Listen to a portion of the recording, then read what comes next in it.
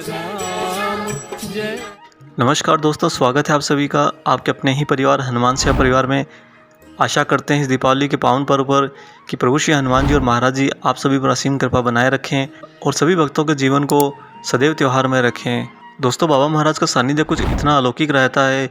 जब महाराज जी साथ होते हैं तो वह अक्सर छोटी छोटी लीलाएं अपने भक्त को किसी गूढ़ रहस्य को समझाने या उसके पीछे छिपे अभिप्राय को दर्शाने के लिए करते थे। और महाराज जी की दिव्य लीलाएं उनकी युवावस्था के पहले से ही शुरू हो चुकी थी।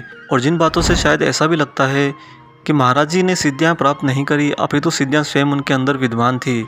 वह तो शरीर का और शरीर के द्वारा करी की लीलाएं सिद्धियों का सिर्फ छलावा कर रहे थे। आज आपको महाराज जी के उसी अतरंगी स्वरूप से रूबरू कराएंगे और महाराज जी के द्वारा करी गई कुछ छोटी छोटी अद्भुत लीलाएं आपसे साझा करेंगे। और साथ ही दोस्तों, कल एक खास वीडियो आप सभी के लिए लेकर आ रहे हैं, राम नाम की महिमा। और उस वीडियो में आप राम नाम की प्रारंभिक विशेषताएं, मध्यकालीन विशेषताएं और वर्तमान परिप्रेक्ष्य में उसकी खास बातें, उसके खास रहस्य जान पाएंगे। और साथ ही आपसे हम स्वयं का एक निजी अनुभव भी साझा करेंगे कि राम नाम की महिमा वास्तव में कितना बड़ा दिव्यास्त्र है। और दोस्तों, इससे पहले हम आगे बढ़ें, आप सभी से एक गुजारिश है, वीडियो अगर अच्छा लगे तो वीडियो को लाइक ज़रूर कीजिएगा और इसे ज़्यादा से ज़्यादा लोगों में साझा कीजिएगा, शेयर कीजिएगा। जो लोग चैनल पर नए हैं चैनल को सब्सक्राइब कर लीजिए, साथ ही बेल आइकन को ऑन कर लीजिए ताकि आने वाले सारे नए वीडियो आप तक सर्वप्रथम पहुँचें। अब आइए ले चलते हैं आपको महाराज जी की उन अतरंगी छोटी छोटी अद्भुत लीलाओं पर। दोस्तों, जब बाबा महाराज अपनी छोटी अवस्था में गांव जाते थे तो वहां पर बच्चों के साथ काफ़ी खेलते हुए अपने अंग प्रत्यंगों का अद्भुत करतब दिखाते थे। लगता था मानो कि शरीर का कोई जोड़ अन्य अंगों से जुड़ा ही नहीं है। एक बार ऐसे ही 15-20 आदमियों के बीच बाबा ने हाथ पीछे करके बांध देने के लिए कहा। जब उन लोगों ने महाराज जी के हाथ पीछे से बांध दिए तो बाबा फिर अपने बंधे हुए हाथ सिर के ऊपर से ले जाते हुए आगे की ओर ले आए। यह देखकर गाँव के लोग बड़े ही आश्चर्य में पड़ गए। उन्हें लगा कि महाराज जी के कंधे की शायद हड्डी है ही नहीं। उसी घटना के कुछ दिनों बाद एक हड्डी रोग विशेषज्ञ डॉक्टर बाबा के दर्शन करने के लिए आया था। महाराज जी ने उसे बातों बातों में दाहिने हाथ का जोड़ दिखाया कि किस प्रकार वह असाधारण ढंग से मुड़ सकता है। आप यहाँ चित्र में भी महाराज जी की बैठने की मुद्रा देख सकते हैं, जिसमें बाबा के हाथ थोड़े विचित्र मुद्रा में हैं। उस डॉक्टर ने ऐसी चीज़ पहले कभी नहीं देखी थी, इसलिए बाबा के हाथ को बहुत सावधानी से उसने निरीक्षण किया। फिर उसने कहा कि बाबा, हो सकता है बचपन में आपका जोड़ टूट गया हो और ये ठीक नहीं हो पाया हो। तब महाराज जी एकदम से हंस पड़े और बोले, अच्छा तो फिर इस वाले हाथ का क्या? और यह कहकर बाबा ने दूसरे हाथ से भी बिल्कुल वैसे ही करके दिखाया। अब यह सब देखकर विस्मय में पड़े डॉक्टर के पास कोई जवाब नहीं था। बाबा के बारे में बताया जाता है कि युवा अवस्था में जब बाबा बच्चों के साथ खेलते थे तो उन्हें ज़बरदस्ती पकड़ा भी नहीं जा सकता था। महाराज जी हर समय यही कहते थे कि हम तो वायु हैं, पकड़ लो हमें। ऐसे ही कालांतर में एक भक्त की तरुण पुत्री कभी कभी रात को कैची धाम में रुक जाती थी और वह संध्या पश्चात जब सभी भक्त घर लौट जाते तो बाबा की विभिन्न मुद्राओं को बड़े गौर से देखती थी। मतलब बाबा का उठना बैठना, बाबा की शारीरिक मुद्राएं, बाबा की भावभंगिमाएं, वह इन सब बातों को बहुत गूढ़ तरीके से देखती थी। आखिरकार उसने एक दिन महाराज जी से पूछा कि बाबा, दिन के समय जब आप भक्तों से घिरे रहते हैं तो बेहद ही असहाय और व्रत से लगते हैं, परंतु रात को जब मंदिर का फाटक बंद हो जाता है तब आप इधर उधर भागते हुए दिखाई देते हैं, एकदम से जैसे कि आप में स्फूर्ति आ गई हो। ऐसा क्यों होता है? बाबा महाराज उसके सिर पर थप्पी मारते हुए खिलखिलाकर हंस पड़े, मानो उनके हनुमान स्वरूप की झलक पकड़ी गई हो। एक बार तो दोस्तों, श्रीमती सोनी जो कि महाराज जी की भक्त रही हैं, वह बाबा के पास गई हुई थी। उस समय महाराज जी थोड़े स्वस्थ नहीं लग रहे थे। उन्हें देखकर श्रीमती सोनी जी ने कहा कि बाबा, आप कुछ अस्वस्थ लग रहे हैं, सब ठीक तो है? या आपके लिए कोई दवाई की ज़रूरत हो तो मुझे कहिए, मैं मंगवा देती हूँ। बाबा ने अचानक से अपने शरीर में पता नहीं क्या किया, बिल्कुल महाराज जी का शरीर दीप्तिमान हो उठा। बाबा के शरीर से सफ़ेद तेज रोशनी फूटने लगी और वह साक्षात नारायण रूप में तेजस्वी दीपक की भांति सामने दिखाई देने लगे। फिर बाबा ने श्रीमती सोनी से पूछा कि माँ, अब हम कैसे लगते हैं?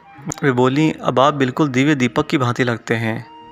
ऐसे ही कालांतर में एक भिखारी लड़का एक होटल में गया। उस होटल का मालिक महाराज जी का भक्त रहा था। जब वह भिखारी लड़का होटल में पहुंचा तो होटल के कर्मचारियों ने मालिक के कहने पर उसे कुछ खाने के लिए दे दिया। उस लड़के ने भरपेट खाना खाया। फिर वह होटल के मालिक के पास गया और खिलौने की मांग करने लगा। उसके ऐसा कहने पर होटल का मालिक थोड़ा भड़क उठा और क्रोधित होकर बोला कि निकल जाओ यहाँ से, अभी तुमने खाना मांगा, हमने खाना दिया, अब तुम खिलौना मांग रहे हो, थोड़ी देर में तुम हमसे पता नहीं क्या क्या मांगोगे। वह भिखारी लड़का रोता हुआ होटल से वापस चला गया। इस घटना के बिल्कुल 1 महीने बाद बाबा महाराज उस इलाके में आए तो वह होटल का मालिक भी बाबा के दर्शन के लिए उनके पास पहुंचा। वह यही सोचकर गया था कि महाराज जी को अपनी होटल में लिवा लाएगा। बाबा के दिव्य चरण पड़ने के आशीर्वाद से शायद उसके व्यवसाय में और बढ़ोतरी होगी। परंतु जो ही वह महाराज जी को प्रणाम करने के लिए उनके चरणों में झुका, बाबा ने उससे कहा, हम तेरे होटल में आए पर तूने हमें बाहर धक्के देकर निकाल दिया। होटल के मालिक ने पूछा कि महाराज जी कब? उन्होंने कहा, हम आए थे, हमने खाना भी खाया और जब खिलौने मांगे तुमने हमें निकाल दिया। यह सुनकर होटल का मालिक पश्चाताप की आग में जल उठा। उसे बहुत रोना आया कि उसने कैसी निरी मूर्खता करी। बाबा तो सर्वसमर्थ हैं, वह किसी भी रूप में भक्त के पास आ सकते हैं। ऐसे ही सीएस एक बार महाराज जी को स्नान करवा रहा था। उस समय वह गोरखनाथ के बारे में सोच रहा था, जो कि वास्तविक शरीर में मौजूद नहीं थे पर अलग अलग शरीर धारण किया करते थे। सीएस नहला तो महाराज जी को रहा था, लेकिन उसका ध्यान गोरखनाथ में ही रमा हुआ था। जब वह नहलाने के बाद महाराज जी को धोती पहनाने लगा तो उसे महसूस हुआ कि इस धोती के भीतर कोई शरीर ही नहीं है। जब उसके मन में यह विचार आया तभी महाराज जी उधर मुड़े और चिल्ला पड़े, बाहर निकल, हम अपनी धोती खुद ही पहन लेंगे। अर्थात महाराज जी ने कुछ क्षण के लिए स्वयं को वायु में विलीन कर लिया था और तुरंत अपने आप को वापस प्रकट भी कर दिया था। महाराज जी की असाधारण मुद्राएं यूं ही नहीं थी। कुछ पुराने भक्तों के अनुसार उनका कोई न कोई अभिप्राय अवश्य होता था। कई क्रियाएं वास्तविक मुद्राएं होती थी तो कई आशीर्वाद देती थी। कुछ मुद्राएं विशेष शक्तियां क्रियान्वित करती थी या वातावरण में कोई खास बदलाव लाती थी। अर्थात महाराज जी के जिन भाव भंगिमाओं को भक्तजन रहस्य मानते थे वह सब किसी न किसी अभिप्राय को छुपाए हुए रहती थी। दोस्तों, पूजनीय श्री सिद्धि माँ ने भी सिर को हाथ पर टिकाए करवट लेते हुए बाबा की मुद्रा की व्याख्या कुछ इस प्रकार की। सिद्धि माँ ने बताया कि इस मुद्रा का अर्थ है कि किसी भी चीज़ के लिए चिंता मत करो, हमने हर चीज़ को पूर्ण नियंत्रण में कर रखा है। आप यहाँ पर वही चित्र महाराज जी का सिर को हाथ पर टिकाए हुए करवट लेते हुए देख सकते हैं। अतः अगर जीवन में आपको चिंताएं काफ़ी सताती हैं तो आप महाराज जी के इस चित्र को अपने मंदिर में अवश्य स्थापित करें। कभी कभी तो महाराज जी के भक्त उनको याद करके प्रत्यक्ष रूप में अलग अलग जगह पर अपने पास खींच लेते, जबकि वे एक दूसरे से वास्तव में बहुत दूर होते थे। ऐसे समय किसी को निराश करने की बजाय बाबा अपनी प्रवीण बुद्धि दर्शाते हुए और अपनी सिद्धियों का इस्तेमाल करते हुए दोनों जगह एक साथ प्रकट हो जाते। एक बार महाराज जी एक बुढ़िया के तालाबंद कमरे में 3 बजे सुबह आ गए और बोले, तू हमें क्यों तंग कर रही है माँ।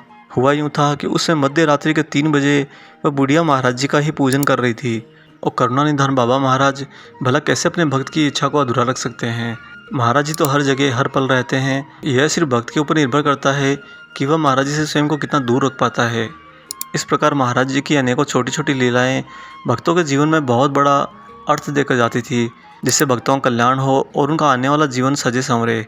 आशा करते हैं दोस्तों आज का ये वीडियो आपको पसंद आया होगा। वीडियो अगर अच्छा लगा है तो जाते जाते इस वीडियो को लाइक ज़रूर कीजिएगा और जो लोग चैनल पर नए हैं चैनल को सब्सक्राइब जरूर कर लीजिए। मिलते हैं बहुत जल्दी ही एक और ऐसे ही शुभ अंक के साथ। तब तक अपना और अपने माता पिता का पूर्ण रूप से ख्याल रखिए और प्रभु श्री हनुमान जी और महाराज जी की निस्वार्थ होकर निरंतर सेवा करते रहिए। जय सिया राम।